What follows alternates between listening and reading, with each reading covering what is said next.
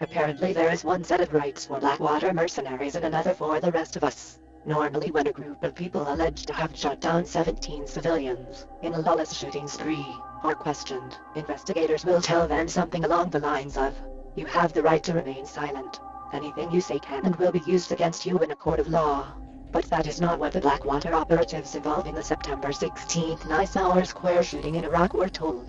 Most of the BlackWater shooters were questioned by State Department diplomatic security investigators with the understanding that their statements and information gleaned from them could not be used to bring criminal charges against them, nor could they be introduced as evidence. In other words, anything you say can't and won't be used against you in a court of law.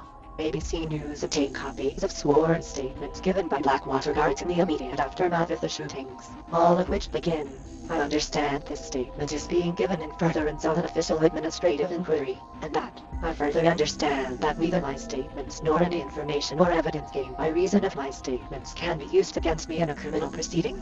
Aside from the fundamental problem that there is quite possibly no legal framework for charging the BlackWater shooters under any legal system, U.S. civilian law, military law or Iraqi law, legal analysts and a former federal prosecutor say the State Department has already tainted the Nice Square criminal investigation in several ways. The FBI was not dispatched to investigate the case until 2 weeks after the shootings occurred, meaning that the initial investigation was in the hands of a non-law enforcement agency that just happens to be BlackWater's employer. By the time actual law enforcement, the FBI, was sent to Baghdad, the crime scene had been tainted and some of the perpetrators questioned with the alleged immunity provision.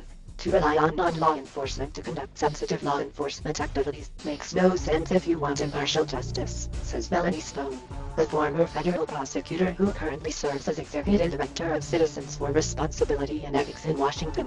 This investigation has already taken so long and it looks like the State Department has impeded the possibility of a successful criminal investigation.